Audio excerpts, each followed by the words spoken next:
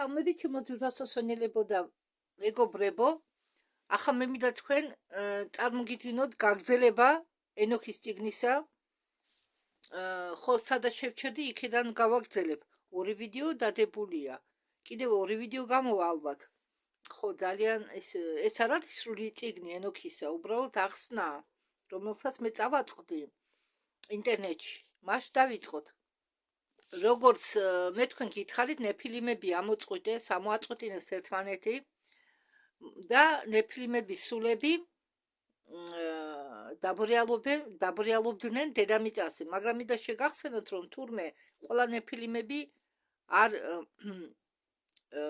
გამქრალა, თურმე რაღაც ნაწილი ნეფილიმებისა გადარჩა. ეს ერთ ვიდეოში გითხარით მე თქვენ,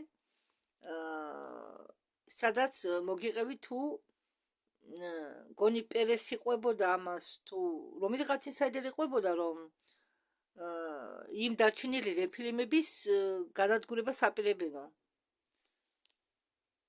ანგელოზები, რომლებაც უღალატეს ზეციურ სამყაროს, მხოლოდ დამწყდეული იყვნენ, მაგრამ არ იყვნენ განადგურებულები. რადგან ის აკრძალული ცოდნები, რომლებიც ამ ანგელოზებმა გადასცეს ადამიანებს, ამ ცოდნების წაშლა სრულიად შეუძლებელი იყო. არ იყო ჯერ სრულიად წაშლილი. ხო, და ეს ცოდნები დაფიქსირდა მეხსიერებაში, ტრადიციებში, პრაქტიკებში, რომლებიც ადამიანებს გადაეცა ნოეს და მისი ვაჟების უბრალოდ მეშვეობით, მაგრამ ნოე ხომ არ იყო ერთ-ერთი ადამიანი, რომელიც გადარჩა სინამდვილეში. კი, ბიბლია მოგვითხრობს, რომ ნოე გადარჩა თავის ოჯახთან ერთად, მაგრამ სინამდვილეში მარტო ნოე არ გადარჩენილა, გადარჩა ბევრი ცივილიზაცია. მანამდე არსებობდა ცივილიზაცია. ადამიანმა და ევამდეც არსებობდა ცივილიზაცია. ეს ადამი და ევა უბრალოდ იყო ანუნაკების გამოყვანილი. ბევრი ვერსია არსებობს. მაგალითად, ვედებში სულ სხვანაირად წერია. სულ სხვა ადამი და ევაზეა საუბარი. ხო ვიცით, ახლა ჩვენამდე ბევრი რამ არის მოსული მითოლოგიების, სახალხო თქმულებების სახით, ხო? ძალიან ბევრი. მაგრამ ის რაც ჩვენ მიგვაჩნია მითოლოგია, რა მიგვაჩნია, მე უკვე არ მიმაჩნია. მე მითოლოგია და ზღაპრები მიმაჩნია უკვე რეალურ ინფორმაციად. ოღონდ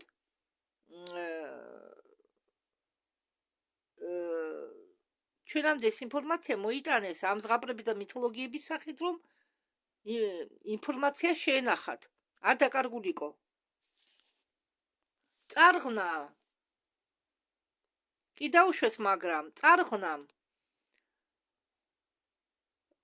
სამყარო ვერ დააბრუნა იმ უცოდველობაში, რომელიც იყო მანამდე. უბრალოდ წარღვნამ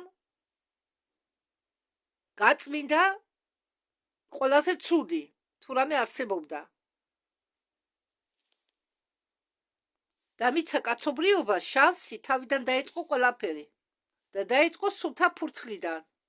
და ეს მცველები, ადამიანების მცველები, 200 ანგელოზი კი არ იქნებიან ჯერ განადგურებული, არამედ ისინი უბრალოდ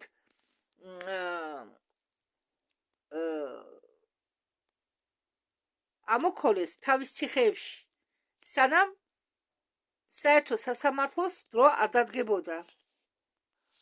ბევრი ტრადიციების ესქატოლოგიაში არსებობს ასეთი თქმულება, რომ რაღაც პერიოდის გავლის შემდეგ ეს ანგელოზები, ეს დაცმული ანგელოზები იქნებიან განთავისუფლებული ბოლო ბრძოლისთვის. ალბათ ეს იმ პერიოდია საუბარი, რომ აბობენ 1000 წლეული განმლის შემდეგო იქნებაო კიდევ ერთი ბრძოლა. ოღონდ ამ ბრძოლაში მარტო მიწიერი კაცობრიობა კი არ მიიღეს მონაწილეობას. ეს ბრძოლა იქნება, ასე ვთქვათ, კოსმოსური ბრძოლა. ოღონდ უკვე დედამიწაზე. დედამიწის გასანთავისუფლებას საბოლოოდ. იოანეს გამოცხადებაში აღწერილია, წერია უпростоრად, რომ სატანა განთავისუფლდება. მაგრამ სინამდვილეში მე, როდესაც უსმენდი, ახლა ცოტა თემას გადავუხვევ, ალენა ვოლკოვას, ხო, ერთ-ერთი მაგის ისტორია გამარკვია მე. ხო, ერთ-ერთი მისი ისტორიის მეშვეობით მე გავარკვია, რომ თურმე სატანა მარტო ერთი არ არსებობს. სატანა ქვია ჯოჯოხეთის ფლობელს, ბრძანებელს. მაგრამ არის კიდე სხვა სატანები, რომლებიც სხვადასხვა ფუნქციას ასრულებენ. და სხვათა შორის ამ ჯოჯოხეთის ფლობელის ფოტო მე დავდე Facebook-ზე. და ერთ-ერთი დემონური არსების დაბალი რანგის ფლამასტესის ფოტო. ხას უკავია. კატა გეგონება უცებ, ვინც არ იცის თუ რაზეა საუბარი. არა, ჩემო კარგომბი, არავის შეშინება არ მინდა. უბრალოდ ეს არის ცოცხალი ფაქტი იმისა, რომ ბრძანებელი ჯოჯოხეთის მართლა არსებობს, რომელსაც უწოდებენ ეშმაკს, მოწინააღმდეგე. ვინ არის სატანა? სატანა არის მოწინააღმდეგე, ხო? და ყველა იმ არსებებს, ვინც ეწინააღმდეგება ღვთაებრივ კანონს, მოწინააღმდეგე ქვია სატანა. და ერთ-ერთი ასეთი სატანა მოკლა გმირმა ერთ-ერთ ისტორიაში, ალენას ისტორიაში. ახლა თქვენ დაიწყებთ ასეთ სატანურებს უსმენ და ეს და ის. არა, ჩემო კარგებო. ეს ყველაფერი რეალობაა, ეს ყველაფერი არსებობს. არსებობს დედამიწაზე, არსებობს პარალელურ სამყაროებში, არსებობს ხვრელები წარსულში, არსებობს ხვრელები მომავალში, არსებობს სხვადასხვა ხვრელები, სადაც ცხოვრობენ დემონური სხვადასხვა რანგის არსებები. მაგალითად, ხელში უკავია ეს მე ვიდეოში გონი, რომლიღაც წინა ვიდეოებში ერთ-ერთ ვიდეოში დავდე იმ ეშმაკის და ფლამასტესის ფოტო. ხო, ეს მე ამ ხალმა კიდე დადო ფოტოები, კიდევ დადებს არსებების ფოტოების, რომლისთანაც მას მოუწია შეხვედრა. ეს იცით რა, ნებისმიერ დროს შეიძლება შეხვდეს. იმიტომ კი არა, რომ ვინმე იძახებს, არა. არის ისეთი დემონური ხვრელები, რომლებიც იღება რაღაც პერიოდის განმავლობაში და ეგენი თვინდებიან გარეთ და საბედნიეროდ რამდენი ასეთი შემთხვევა სანამ დემონები რამეს დაუშავებდნენ მოსახლეობას, მანამდე იქნენ განადგურებულები. და ერთ-ერთი ფოტო აქვს ალენას ცხენები, საცხა მიდიოდნენ მისი კლანი, ის და მისი კლანი და ცხენები უნახიათ მდელოს ეს გაჩერება, რომ დაისვენონ ძღოლებმა. კაფეა საჭირო ოთახია და მივედიო ახლოს მე. ხო, ფოტო ანახა, მაგრამ ფოტოზე არ ჩანა წითელი თვალები. ცხენებს ხონიათ წითელი თვალები. 4 ცხენი თამაშობდნენ მდელოს და ეს ხომ ძალის მქონია და ამან თვალებით ხელად მიხდა, ესენი თან წითელი თვალები ქონდა და მიხდა, რომ ესენი დემონები არიან და შემდეგ მთელი კლანი ხომ იცი და ჯარისკაცები რო ასე გასწორდებიან წყვილზე. ისე დაწყვივებული წავიდნენ მათ საძიებლად და მიაგნეს იქვე ახლოს ხვრელს. ამ საშიში დემონების ხვრელს. კიდევ კარგი საბედნიეროდ მათ ისინი აპირებდნენ სოფელში იქ სოფლებია, რუსეთი კი იცით ამ ხელა ტერიტორია და აპირებდნენ სოფელში შესვლას. აუცილებლად შევიდოდნენ ისინი სოფელში, აუცილებლად. და დაადგეს ამ დემონებს თავი. კი არიან ისეთი დემონები, რომლებსაც ვერავინ ვერ მოერება, მაგრამ ისეთი დემონები ნაკლებად გამოდიან ხალხში, ნაკლებად. უბრალოდ არსებები, ხო, მოდით ახლა თემას დავუბრუნდეთ. ხო და რატომ მოხდება ამათი განთავისუფლება? სანამ დაიწყება ეს ბოლო ბრძოლა, რაღაც მოკლე პერიოდი დარჩენილი რაღაც მოკლე პერიოდი დარჩება ამ ბრძოლამდე. ამ მოკლე პერიოდზე ადრე გამოუშვებენ ამათ. ხო და ამათ რო გამოუშვებენ ბოლო ბრძოლამდე არც ისე დიდი დრო იქნება დარჩენილი ამის თქვა მინდა. და ისინი გამოვლიან ფინალური კონფლიქტისთვის. და მხოლოდ მაშინ გადაწყდება ფინალურად საბოლოოდ მათი ბედი. მათ ელოდებათ მარადიული განადგურება ცეცხლში. ეს ისტორია იძლევა კოსმოსურ მასშტაბს. ცოლების დაცემა არ იყო ერთადერთი ისტორია უძველეს დროში. ეს ისტორია აღმოჩნდა ერთ-ერთი აქტი დრამაში, რომელიც გრძელდება მთელი ისტორიის განმავლობაში. და ეს პრობლემა გადაწყდება მხოლოდ დროის დასრულებისკენ. თანამედროვე სამყარო მთელი მისი ძალადობით, მისი ტექნოლოგიებით, მისი სამეცნიერო მაგიით, მისი გარეგნული კულტურით ჯერ კიდევ ატარებენ ანაბეჭდებს იმ უძველესი დროიდან გადმოცემულ ცოდნების ნაკვალევს. ანუ იგივე ავიღოთ კოსმეტიკა. ეს ერთ-ერთი გადმონაშთია ამ აქტუალური ცოდნისა. როდესაც ქალბატონი კაცებიც იღებებიან, მაგრამ ამბობენ რომ საღებავი კაცება მოიგონესო, კაცება მოიგონეს, მაგრამ ქალებმა გააგრძელეს ეს საქმიანობა. ადამიანი იცით რა, გრიმის მეშვეობით, ამ საერთოდ კოსმეტიკის მეშვეობით ადამიანმა შეიძლება შეითვალოს გარეგნობა,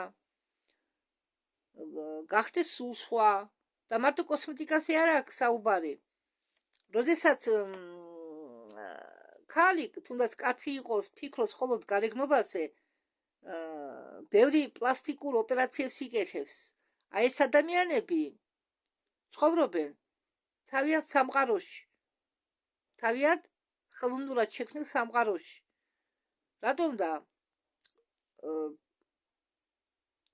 წამოიგინეთ ახლა პლასტიკური ოპერაციები, ის ხელოვნურად დაბერილი ტუჩები, ხო? ან ყველას ვისაც პატარა კეხი აქვს, თუ არ ჭირდება ოპერაცია, იკეთებს. იმიტომ რომ ცხრი არ მოწონს, ვიღაცას თვალის ჭრელი არ მოწონს, ნაოჭების ოპერაცია ბევრი კეთდება, ბევრი ოპერაცია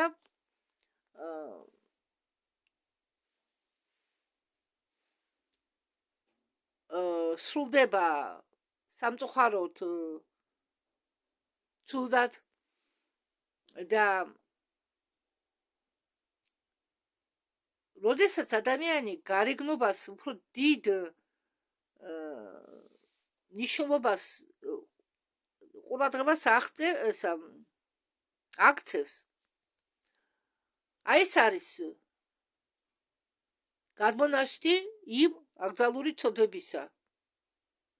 კი, არა, როგორ გეკადრებათ, მე გარეგნულად გალამაზების წინამდეგი არა ვარ, მაგრამ მე ისედაც არ ხმარობდი კოსმეტიკას, მაგრამ რასაც ხმარობდი, ეს იყო ფჩხილის ლაქი და ტუჩის საცხი. ტუჩის საცხი და ფჩხილი ლაქის გარეშე არ ვარგოდი. ნუ ახლა ხანდახან კი მქონდა ტენები და თალისა საპრეხი და ის, მაგრამ 1000-ში ერთხელ თუ ამიპრეხავდი, იმიტომ რომ მე საცოლებს ვატარებდი მთელი ჩემი ცხოვრება და მარტო მარჯვენა თვალში ვიყურებოდი შედარებით უკეთესად. ისე დამიხვეითა მარცხენა თვალში ხედველობა, მარცხენა თვალზე ვერ ვიღებავდი, მარცხენა თვალით მარჯვენა თვალს. ხო და ბევრი პრობლემები და მე კრემებიც კი არ მიხმარია ცხოვრებაში. უბრალოდ თუ ვიხმარდია ხანდახან სმეტანა, დროშს დაყენებულ წყალში, დროშის ქაფს, კიტრი ხო კირს ვაყენებდი სპირტზე და ან ისე ვისობდი კიტლს ხანდახან ისიც ხო და ახლა ვარ ვთქვი საერთოდ სუნამო დამჩას ხო სინაჩუქარი ცოტა დარჩენილი მეორე ნახევარი სხვა მამაცალა ხელიდან და არ ნანო აი ეს სუნამო რო ჩამთავრდება მეწოდება გადასხმა რექსონამ მქონდა ნაჩუქარი სხვისი დაბადებისაზე მაჩუქეს იგი სხვა გავასხოს იმიტომ რომ არ მიდოდა დეზოდორების ხმარება ყველაზე კარგი საშუალება დაიბანო იღლიები ხო და სოდა ძველად სოდას ხმარობდნენ სანამ ეს რექსონები და ბურთისებური დეზოდორები გამოვიდოდა შამპუნის ხმარებაც მივატოვე ადრე მე ხმარობდი შამპუნს და ბალზამს მივატოვე ისიც გადავიდი საპონზე კი ახლა როდესაც მიწევ შეღება თმის მაშინ თავისთავად ეს ყველაფერი აფუჭებს თმებს აფუჭებს ბავშვებს რო ბანენ ამ ჯექსონში და ბებიში თქვენ ბავშვებს დიდ რისკს უქმნით მაზები ბავშვის მაზები ესეც ქიმიაა ნუ ხელის მაზი ახლა ბავშვის მაზი ან ხელის მაზი იძულებული ვარ ვიხმარო იმიტომ რომ ზამთარში ჩემი ხელისკანი ხდება მშრალი ზაფხულში ცხიმიანი კანი მაქვს მაგრამ ზამთარში ხდება ჩემი კანი მშრალი ну ასეთ ტიპს კანს უწოდებენ კომბინირებულს ბევრი შეშლილია გარეგნობაზე ხო რამიდან კიდე გარეგნობასთან დაკავშირებით დავამატო რომ ქნიან მოდას მე მას უწოდებ ერთღიან მოდას ისე ტასაცულს ქნიან რომლითაც ყოველდღე კიდე ვერ ივლი ვერ ჩაიცმევ ან დებილური მაბადიეთ ამ სიტყვისთვის დებილური ფორმები რაღაც ცილინდრები და რაღაც ხომ იცით ალბათ ყველა ადევნებთ ყველას გაქვთ დღეს ინტერნეტი და შორტებს ყველა ადევნებთ თვალს არა ზოგჯერ ესე იგი კვტები სიცილით ასეთ მოდას რომ უყურებ კი მე ვეთანხმები იმას რომ ადამიანმა უნდა ჩაითვალოს ის რაშიც კომფორტულად გზნობს თავს რა წონის არ უნდა იყოს თავარია ის გზნომდეს კომფორტულად თავს რაც ხო აგერ კიდევ მენტალიტეტის მდგომარეობაზე მენტალიტეტი როგორი გააჩნია ადამიანს ამასეა დამოკიდებული თუ რას როგორ აღიქვავს მაგალითად აფრიკულ ქვეყნებში დადიან ნახევრად შიშვლები იმიტომ რომ იქ მიღებულია ეს იქანე საქორჩინო ტანსაცმელს კიდე არ იცნობენ ზოგ ტომებში და მაშინ თავის ინდივიდუალურობას დაკარგავენ ამიტომ ცივილიზაციასგან ცდილობენ შორს იყვნენ თუ არის ამის შესაძლებლობა იქაც გარეგნულად ხომ ხედავთ ინტერნეტში კიდევ ვინმე ყველას გაქვთ ინტერნეტი და შორტებს უყურებთ ხოლმე რელსებს ეგრეთ წოდებულს ტუჩებში დისკებს იდებენ ყურებში დისკებს იდებენ თმებზე ნაკლს ისვამენ ან კიდევ რაღაც ვარცხნილობებს იკეთებენ შემოიხვევენ ან აჭეს ან რაღაცას ზოგი მალავს კერძს ზოგი არ მალავს კერძს რადგან იქ ეს ჩვეულებრივი ამბავია და შიშველ მკერდიანმა რო გაიაროს ქალაქში ალბათ მთელი ტემპერამენტული მამაკაცების მთელი რიგი გამოკიდება უკან ამასა რო გეუბნებით მენტალიტეტის მდგომარეობაზე ადამიანის მენტალიტეტურ მდგომარეობაზე დამოკიდებული თუ როგორი რეაგირება ექნება ადამიანს მაგალითად ან სიშიშვლეზე ან ჩაცმაზე ხო ეგიც რასაკურელია როგორ ზრდიან ბავშვებს მაგალითად ჩემ შემთხვევაში მოგიყვანთ მე მაქვს დამთავრებული საექთანო და მე ვიყავი ძალიან მორიდებული მე ასაც არ მიშვებდნენ წითდებოდი ყველაფერზე ახლა თავისთავად როდესაც მედიცინას აირჩევ შიშველი ადამიანები არ უნდა გაგიკვირდეს, ხო? მაგრამ ჩემთვის ის რაც მოხდა, იყო მოულოდნელი. ახლა არ გაგეცინოთ, თუმცა თუ გაგეცინათ შეგერგოთ, გეუბნებით ისეთი მორიდებული ვიყავი. საერთოდ ბიჭებს რო დავინახავდი, გვერდს უვლიდი, თავს ჩავღუნავდი, ასმზდი და მამა ჩემი სიმკაცრეში. და პრაქტიკაზე გაგვიშვა ხა ჩვენ და გამოვყავენ ავადმყოფი იმიდან, საოპერაციოდან და საოპერაციოს ზეწარი ცალკეა. რო გამოვყავენ ავადმყოფ საოპერაციოდან, საოპერაციოს ზეწარს აძრობენ. ნუ ახლა ვის უყურს ამ ქალის ან კაცის მედიცინაში სქესი არ არსებობს. არ არსებობს, იქ არავის არ უყურს. გაშიშვლება. იმიტომ რომ წესია ასეთი. მამაკაცი გამოვიყვანეთ და მე არ ვიცოდი, არ ველოდი უბრალოდ რომ ამ ზეწარს აძრობდა ექთანი საოპერაციოსი. და მე რომ უცებ ააძრო ახლა და ცხოვრებაში შიშველი კაცი არ ვინახია, შემწვა. პამიდორი გავწეთდი, ხოლება დამაწყებია სიცხულისაგან. ნუ ეხლა მე ხო არ ვიტყოდი მაგათ რომ ჩვენთან ეს სისულელია რაღაცის თქმა ამ დროს, იმიტომ რომ შენ ხარ ექთანი, სწავლობ საექთანოზე. ამასა მე რო ვამბობ. ასე ვიყავი გაზრდილი. და ბევრი რამე შეგვება მომიწია იქ, იმიტომ რომ საექთანოზე სადაც მე ვსწავლობდი, ბიჭებიც სწავლობდნენ. შემდეგ გააგრძელებდნენ, მაგრამ უცებ ვერ მოახერხეს დაუშვათ სადმე ჩაბარება, წელი რო არ დაკარგონ, ექშენებზე ბიჭებიც სწავლობენ და ერთ-ერთი გაკვეთილი იყო გინეკოლოგიის გაკვეთილი, სადაც გვასწავლიდნენ თუ როგორ უნდა გავზომოთ ორსული ქალის მეჯი და ნუ იქ კიდევ რაღაცები. რომ გავარკვიოთ შეძლებს თუ რა ქალი მშობიარობას და რადგან ჩვენ კლასში ერთი ბიჭი ისდა გოგოებს შერცხვა, ეს უნდა არა გაშიშვლებას არავინ არ თხოვდა, მაგრამ კაბა ხო უნდა აგეტია და ზამთარი იყო და გოგოებს ეცვათ საკურილე კაპრონის კაგუდგები იყო მაშინ და ჩანდა ხო საცვალი რაცხა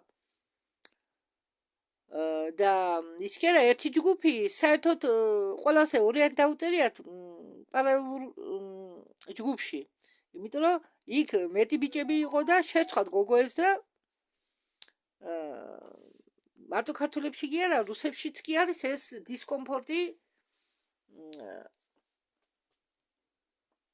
ყველა რუსები ხო არ არიან თამამები.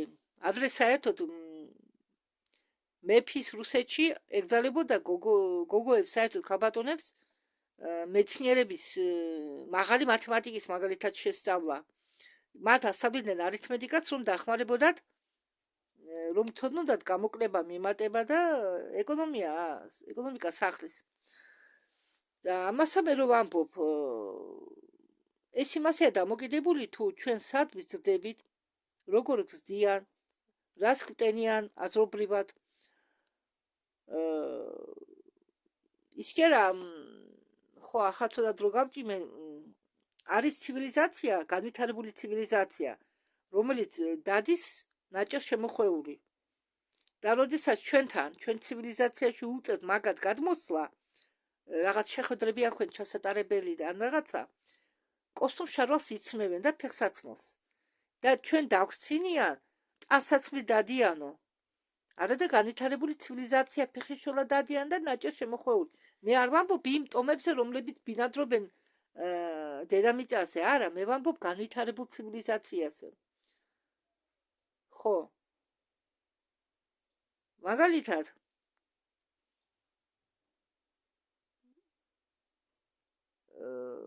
ხო, აი ზღვაზე, ადრე ზღვაზე ხალები რომ დადიან, კაცები სპეციალურად მიდიან ზღვაზე ხალების სანახავად. თუ როგორ გამოიყურებიან ისინი კუპანიკებში, სათურავ კოსტუმებში. და კი იცი დღევანდელი სათურაო კოსტუმები ახალგაზრდებს როგორი ათვიათ. მასეთია მოდაში, მარტო ახალგაზრდებს კი არა, ცოტა ასაკში მყოფ ქალებსაც ათვიათ. და დღევანდელ დღეს რა უნდა გაუკვირდეს მაგალითად კაცებს, რომ მიდიან ქალების სანახავად. აი, მაგას ვამბობ, მენტალიტეტი. მასე აღზარდეს ჩვენ, მასე ჩაგვინერგეს. ადრე თუ კოჭების ნახვა სირცხვილი იყო, დღეს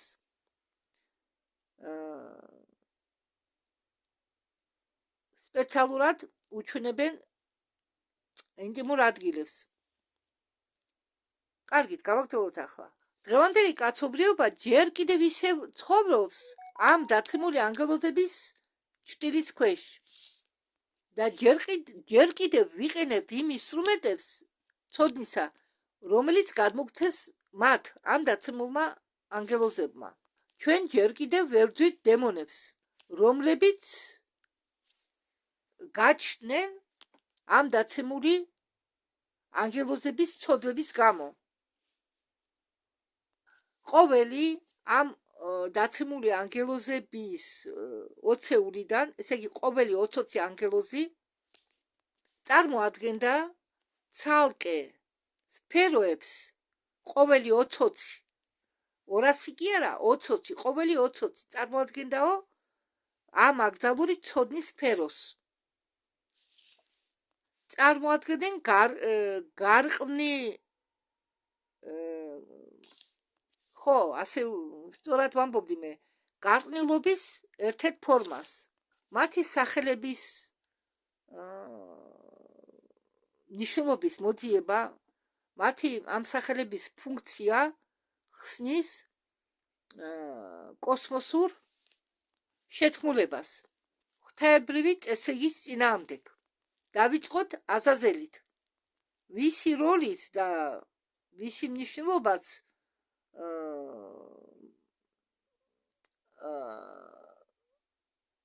ტექსტში უფრო გამოკვეთილად არის გამოსახული. აზაზელი მოიხსენიება ცალკე სხვა დამცველებისაგან და აზაზელის ცოდვები დეტალურად არის ნაჩვენები ჩამოთვლილი და აზაზელის სასჯელი დაწვრილებითა აღწერილი. სახელი აზაზელს აქვს ძალიან ბევრი მნიშვნელობა. ერთ-ერთი ინტერპრეტაცია აკავშირებს მას ებრაულ ძირთან. ას, თხა, ი, აზალი. უფრო სწორად, ას, თხა და აზალი წასვლა. ნიშნავს აზალი წასვლა და ეს ორი სიტყვა ერთმანეთს რომ გადააბა, გამოვა თხა, რომელიც მიდის. ან მიმტვების ვაცი, კозёл отпущения. ბიბლიაში არის ასეთი რიტუალი ნახსენები, სადაც ერთი თხა ერთხას წირავენ, მეორე თხას კი უდაბნოში უშვებენ ცოცხლად.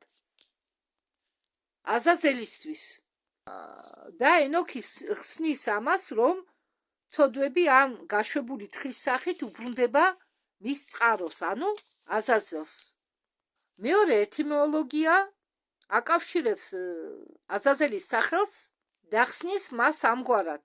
აზ ნიშნავს ძალას, ელი ნიშნავს ღმერთს, ესე იგი ღმერთის ძალა.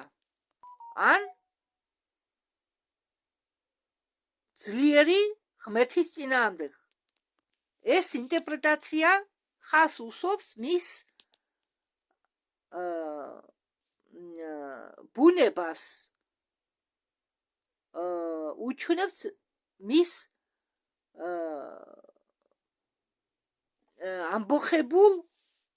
ამბოხებული არა, უჩვენებს მას როგორც მეამბოხეს სულს.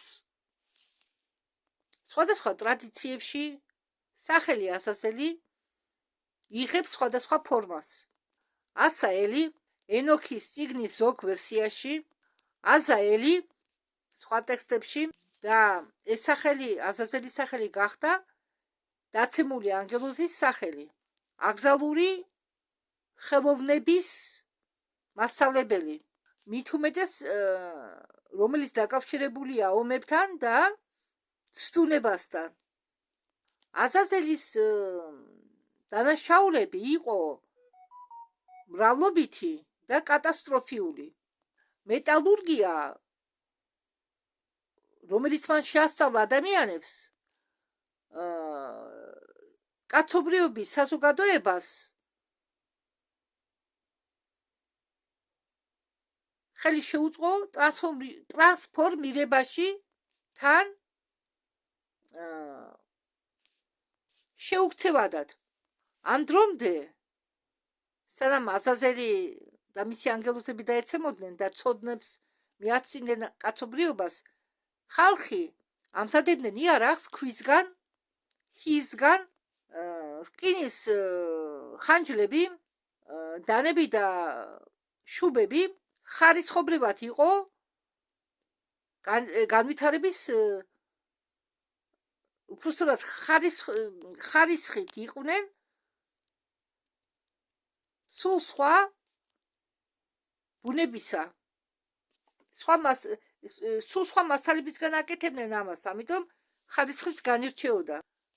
რადგან რკინის გულდამთავრები, რკინის ფარები, რკინის ხანჯლები, ამ ყველაფერმა, ამ რკინის მასალის შემოტანამ შექმნა პროფესიონალური მეომრები, რომლებსაც პრიმიტიული იარაღი კი არ ეკავათ, არამედ იმ დროისთვის თანამედროვე იარაღი. ამ ცოდნამ ხელი შეუწყო მეომრების კლასის ჩამოყალიბებაში, ჯარის ჩამოყალიბებაში, რომლების დახმარებით შეიძლებოდა ორგანიზებული ომის ჩატარება, რომლის მასშტაბი იმ მასშტაბით შეეძლოთ ამ ომის წარმოება, რა მასშტაბითაც ადრე იყო შეუძლებელი. არქეოლოგიური გადასვლა ქვის ხანიდან ბრონზის ხანაში ამ კონტექსტში შეიძლება გაიგო როგორც ისტორიული ექო ამ აკრძალული ცოდნის გადაცემით. ესე იგი, კოსმეტიკის და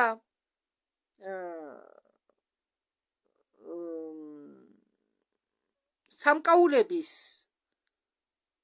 ცოდნის გადაცემა მოგეჩვენება ნაკლებად ბოროტული, მაგრამ ტექსტის კონტექსტში კოსმეტიკა და სამკაულები ცოდნა წარმოადგენდა საფრთხეს.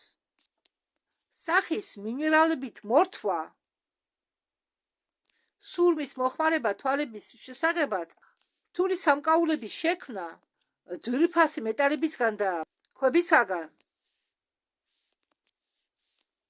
წარმოადგენდა კულტურას, წარმოადგენდა გარეგნობის კულტურას, რომელიც იყო მოშორებული შიდა არსის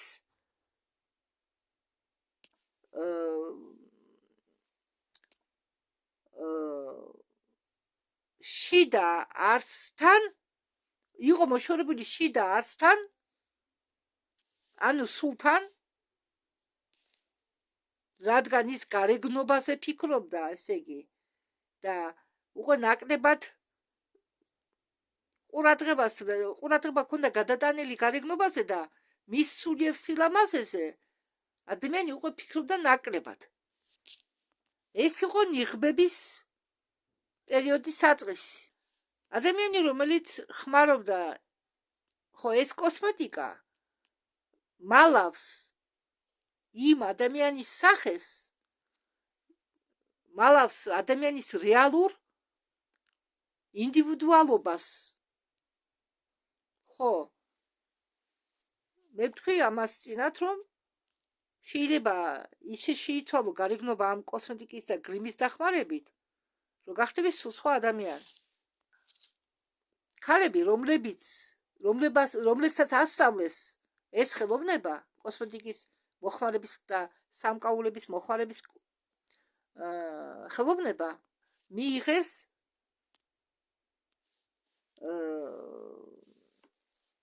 საშუალება მამაკაცები ეცდუნათ და გაეკონტროლებინათ ისინი. ანუ როგორ? თავისი გარეგნობით გალამაზებული სახით ის ცდილობდა თავი მოეწონებინა მამაკაცისთვის, მამაკაცში აღეძრო სექსუალური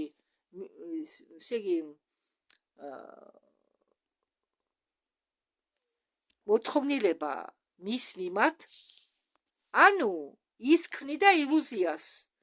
ილუზია ქვია ამასაც, იმიტომ რომ შენ სახე იღებავ, სულ სხვა სახეს იძენ, ეს ამას ქვია ილუზია. იმიტომ რომ ჩამოირეცხავ ამ გრიმს და კოსმეტიკას, შენ ისევ შენ სახეს უბრუნდები. შენ ირეცხავ ილუზიას, ესე იგი, ხო? ესე იგი, შენ იდებ კოსმეტიკას, ესა ილუზია და აწოდებ მამაკაცს თავს. ეს საშუალება, ეს კოსმეტოლოგია, სახის მორთვა აძლევდა ქალებს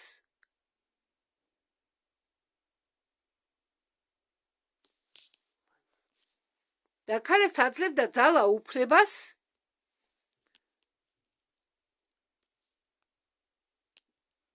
რაც საფრთხეს უქმნიდა მაშინდელ სტრუქტურას. წიგნი, ენოქის წიგნი უკავშირებს ამ ცოდნას, მრუშობას და უღირსობას. გარეგნული, უпростоრად გარეგნობის კულტურამ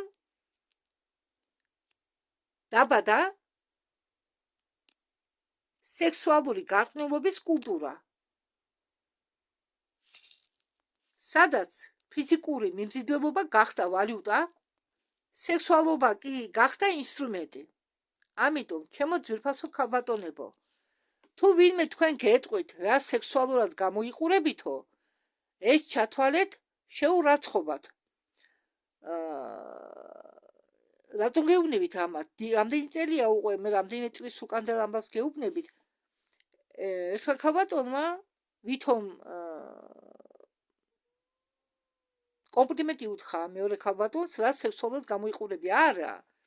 არა, ის არ იყო ვულგარულად ჩაცმული, მაგრამ გაავრცელეს ინფორმაცია, გაუკეთეს რეკლამა სიტყვა სექსუალობა, რომ ეს არის ქალურობა, ხო?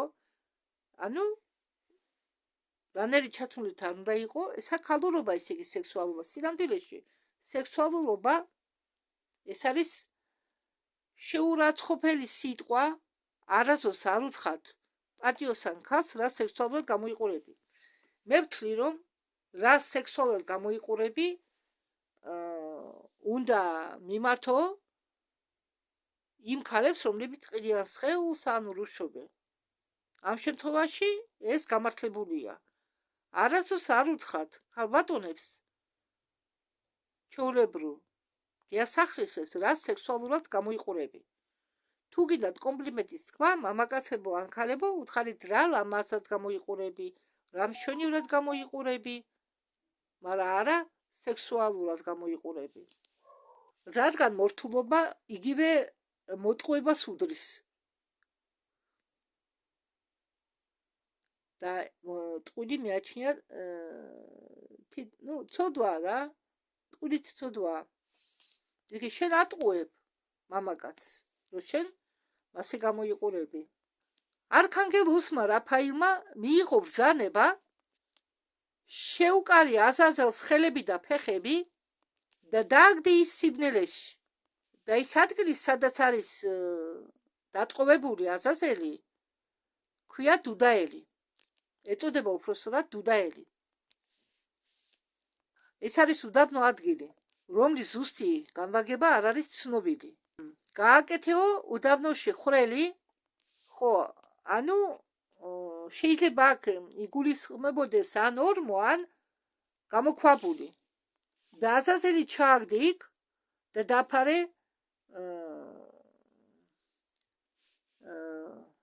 წვეტიანი ქვებით. დაფარე ის სიბნელითო, ანუ რაფაელს უნდა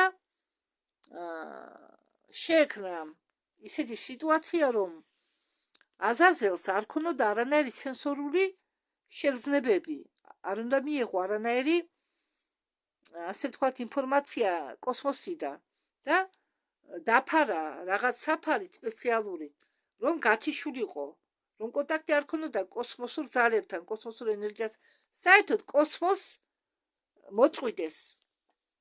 აზაზელი, რომელმაც მოიტანა ცოდნები, სამკაულები, რკინის სიბწყინვარე, ახლა ზის სრულ სიბნელეში, ზის თუ წერს თუ არ ვიცი რა მდგომარეობაშია, მისი სახე დაფარეო, რომ მან სინათლის დახვა ვერ შეძლოსო. და როდესაც მოვა სასამართლო,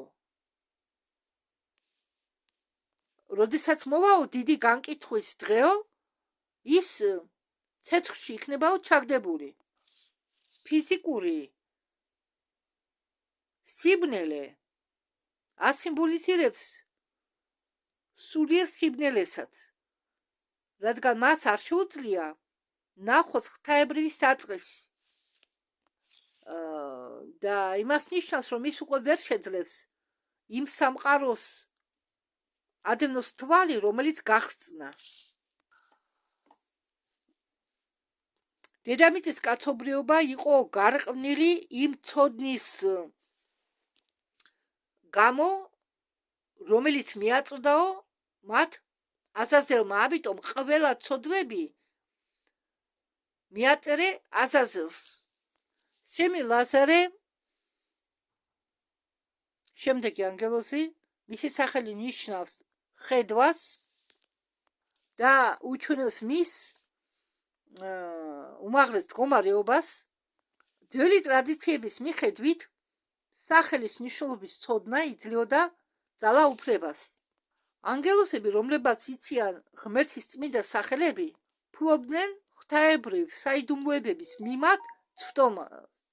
სემეზა, რომელიც ამ სახელს ატარებდა, იყო არსება, რომელიც ფლობდა ეზოთერიკულ ცოდნებს სიღრმისეულად. და ამ ანგელოზის დაცემა არ იყო მხოლოდ მორალური ჩავარდნა, მაგრამ ეს იყო ღალატი მისთვის მინდობილი ცოდნისა. ამ სემეზადამ გადასცა კაცობრიობას შელოცვები და ძირების მოჭრეს ცოდნა. შელოცვები წარმოადგენენ ვერბალური მაგიის დონეს, სადაც გამოიყენება სიტყვების ძალაუფლება რეალობის მანიპულაციისთვის.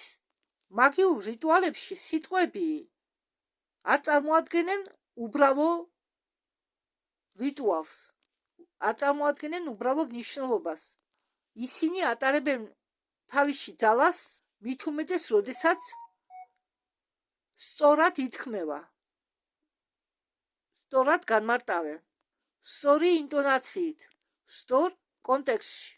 სემეზანმა ასწავლა სულების სახელები, ფორმულები, გამოძახების რიტუალები, შელოცვები, მაგრამ კოსმოსური კანონების გაგების გარეშე, რომლებიც ამ ძალებს მართავენ, შედეგი სიბრძნე კი არ იყო, არამედ იყო ძალიან სახიფათო თამაში ამ ძალებთან, რომლებსაც შეეძლოთ იმათი განადგურება, ვინც მათ იწვევდა. ძირების ჩამოჭრა აგრეთვე ეკუთვნის მაგიაში, უბრალოდ მცენარების ძირების ჩამოჭრა, თურმე იგივე მაგიას ეკუთვნის. ძირები მცენარე მთლიანად ფოთლები გამოიყენებოდა შხამების შესაქმნელად. ზოგი მცენარე ხო შხამიანია, გალიუცოგენების შესაქმნელად, შხამების შესაქმნელად, წამლების შესაქმნელად. იმის ცოდნა, რომ მცენარეს როგორი ეფექტი ჰქონდა, ეს ნიშნავდა ქონოდა ძალაუფლება სხეულზე, გონებაზე. Корни мандрагоры. მანდრაგორის ძირები გამოიყენებოდა სიყვარულის მაგიაში და მიკრომანტიაში. ბელადონა იწვევდა ხილვებს და ჭკვაზე შლიდა ადამიანს. სხვათა შორის ბელადონა სულის აბადიეთ ასთმის წამალია. ჩემბები აგროვებდა მაგას და ეწეოდა, გაახმოვდა და ხო, ისე მე ვიცოდი ის რომ შხამიანი წამალი იყო. ჩვენ სკოლაში კიდე გვასწავლიდნენ. ბალიგალოვი ქართულად ყოფილა ჭყინტა ბალახი, იწვევდა სიკვდილს. ბალიგალოვ ჭყინტა ბალახი. კონიუმ მაცულატუმ ლათინურად. კალიუჩეტრავა. ანუ ან კიდევ მისი არასასიამოვნო სუნის გამო მას აგრეთვე ეწოდება ხალათი. რუსულად ხალატი.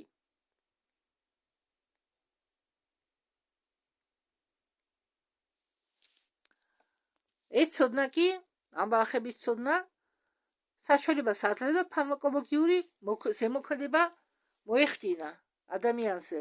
ეს მეზა, როგორც ლიდერი, უფრო მეტ პასუხისმგებლობას იღებდა თავის თავზე აჯანყების გამო. მან გამოთქვა აზრი და მან გამოავლინა შიში, რომ მხოლოდ მას მოეთხოვებოდა მერე პასუხი აჯანყების გამო და მან აიძულა თავისი ჯგუფი 200 ანგელოზი დაედოთ კოლექტიური ფიცი, რომ მარტო მას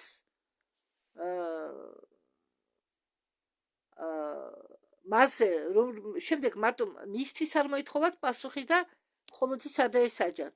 ზუსტად მან შეაგროვა ეს 200 ანგელოზი თა ხერმონზე. ეს იყო ლიდერი და აგრეთვე რასაკვირველია იყო პასუხგებელი. მაგრამ ის აგრეთვე აგებდა პასუხს იმ ანგელოზებზეც, რომლებიც აიძულა დაედო ფიცი. დაიძულა აჯანყებაში მიეღოთ მონაწილეობა. ზოგ ტრადიციებში მისი სახელი გამოიყენება როგორც სატანა, ან როგორც თავარი დემონის სახელი. მაგრამ ენოქის წიგნი არ აიგივებს მას ლუციფერთან ქრისტიანული ტრადიციიდან. ეს ორი სხვადასხვა ნაროტივია. შემდეგი აჯანყებული ანგელოზი არმაროსი ასწავლა ხალხს შელოცვები და შელოცვების მოხსნაო. ასწავლა ხალხს შელოცვების მოხსნა. წინამ თუ ასწავლა შელოცვა, ამან ასწავლა შელოცვების მოხსნა. ეს იყო კონტრმაგიის ცოდნა, დაცვა ჯადოქრობისაგან. არმაროსი შეიძლება ნიშნავდეს აკრძალვას ან წყევლას. მისი ცოდნა იყო ორმაგი ხანჯალი, უბრალოდ ორივე მხრიდან წვეტიანი ხანჯალი, ის რომელსაც შეუძლია ამ შელოცვების და ჯადოების მოხსნა, მას ესმის მექანიზმი. და აქედან გამომდინარე, მას შეუძლია შექმნას მაგდაგვარი შელოცვები, უფრო ძლიერებიც კი. ეს ცოდნა იყო ყველაზე საშიში, რადგან ქმნიდა მაგიური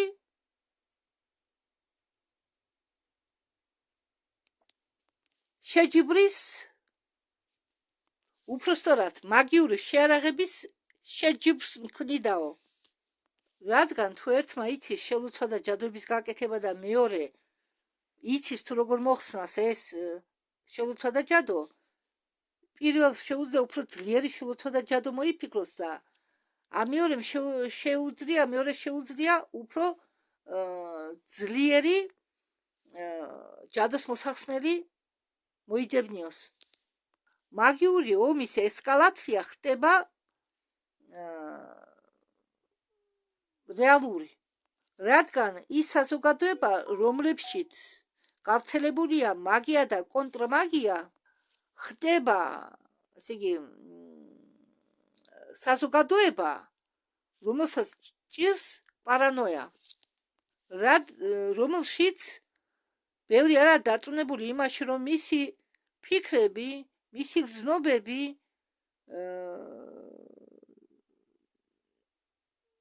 და საერთოდ მასზე არ ხდება მაგიური ზეგავლენა. ან არის ის დაცული არის თუ არა ამ მაგიური შეტევებისაგან. შემდეგი, მეოთხე, ბარაკელი, ვისი სახელით ნიშნავს ღმერთის ელვას.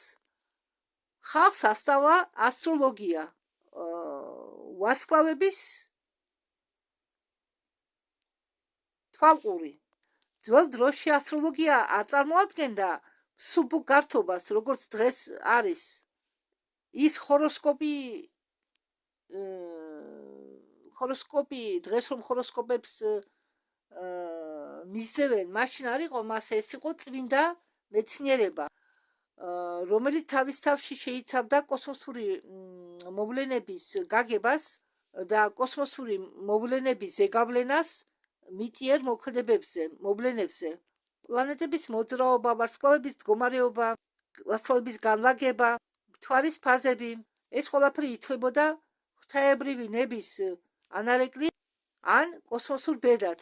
ასტროლოგიის ცოდნები იძლეოდა საშუალებას დაეგეგმათ და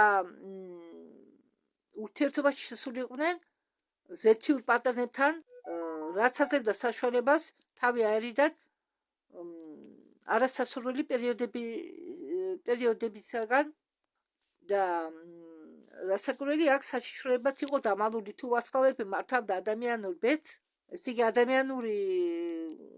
ადამიანის ნება ხდება ილუზია და ადამიანი ხდება მარიონეტი კოსმოსური ძალებისა, რომელიც თამაშობს განსაზღვრულ როლს.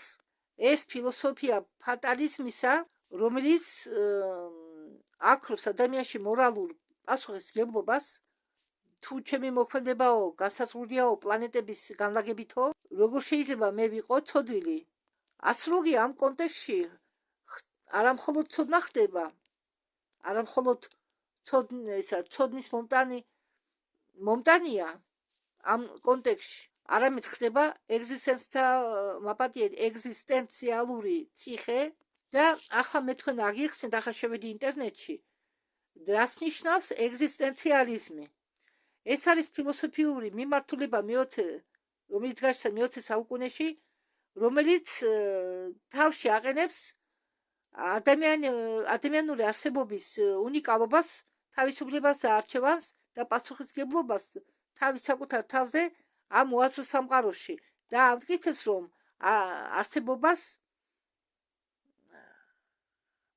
არსებობა კოსმოსურ არსებას უსწრებსო წინ, რომ ადამიანი არ იბადებაო მზა აზრითო, არამედ თვითოქმნისო მას თავისი ცხოვრების განმავლობაში, თავისი მოქცევებით და მოქმედებებით,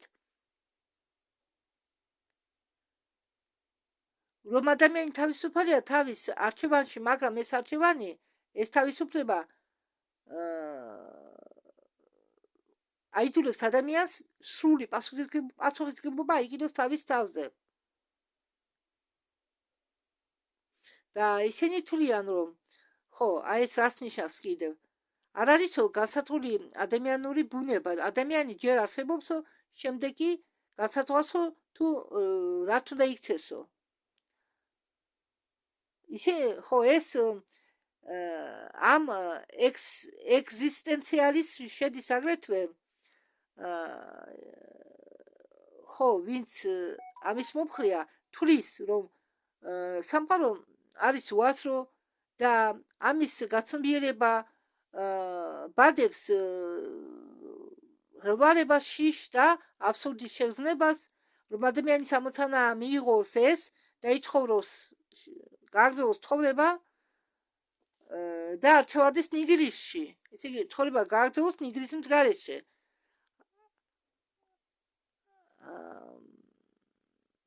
ხო, ისინი თვლიან, ხო, ვინც ამ ფილოსოფიას ეყრდნობა, რომ ცხოვრებაში აზრი არ მოგვეცემა ჩვენ ზევიდან, არამედ გვქნით ჩვენ თვითონ ჩვენი ცხოვრების პერიოდში, ესე იგი, ჩვენი ცხოვრების პროცესში და ჩვენი ცხოვრების საქმიანობის განმავლობაში.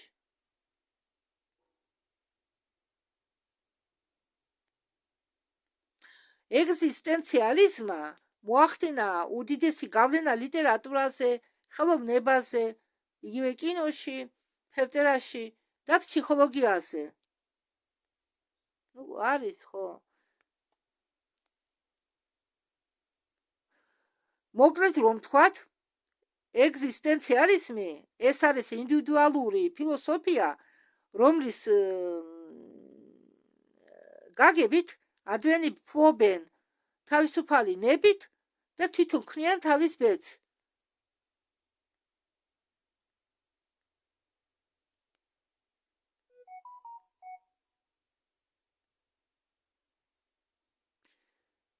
ხო, და ისინი თვლიან, რომ სიცოცხლე არის სრული აბსურდი და ადამიანი უნდა ქმნიდეს თავის ფასეულობებს თვითონ ამ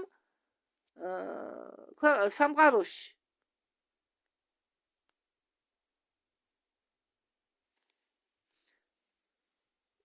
და თვითონ სიტყვა ეგზისტენციალური რას ნიშნავს? ეს არის ადამიანი, რომელიც დაკავშირებულია ყოფასთან, ანუ მატერიალურთან.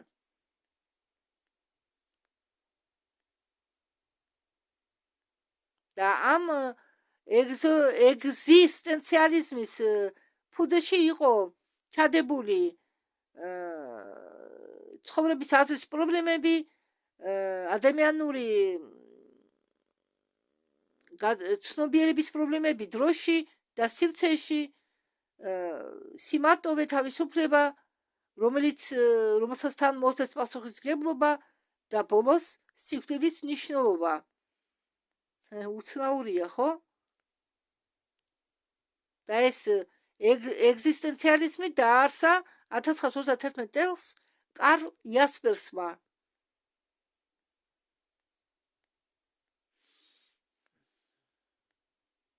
ხო, და ეგზისტენციალიზმის საწინააღმდეგო მხარე არის თურმე ნიგილიზმი. ნიგილისტი. ხო, ესე იგი, ეგზისტენციალიზმის საწინააღმდეგო არის ნიგილისტი.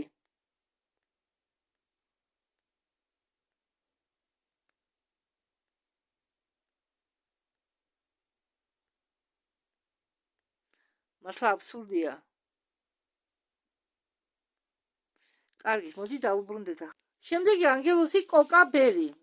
მან ასწავლა ადამიანები თანავარსკვლავედების ნიშნულობა.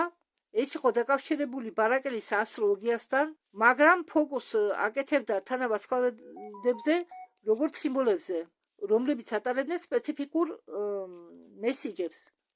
ზოდიაქული თანავარსკვლავედები, Циркумполярные звезды.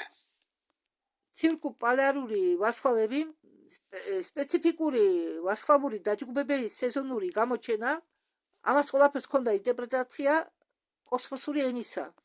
კოკა ბერმა ასწავლა ხალხს ამ ენის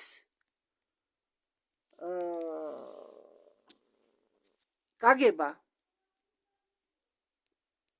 ხო, ასწავლას ხალხს გაიგოთ ეს ენა, რომცა ესაუბრება მათ თავისი პარტნიორების მეშვეობით. თანავარსკვლავედებს სხვადასხვა კულტურაში აქვთ სხვადასხვა ასოციაციები, მაგრამ უმთავრესი იდეა არის უნივერსალური. ცა არის ტექსტი, რომელიც იწერს წარსულს, ახლანდელს И будущее. და მომავალს. Орел ორიონი არის მონადირე, მორიელი არის დიდი დათვი. ყოველ თანავარსკვლავედს, უпростоრად ყოველი თანავარსკვლავედი ატარებს ისტორიას და მნიშვნელობას, ხომ დაბნელება ითხოვდა ერთ ახსნას, კომეტა, რომელიც გამოჩნდებოდა ორბიტაზე, ითხოვდა სხვა ახსნას და მოდით ამაზე შევჩერდეთ. ჯერ კიდევ, ხო, კიდევ არის იქ დარჩენილი, მაგრამ მოდით ამაზე შევჩერდეთ და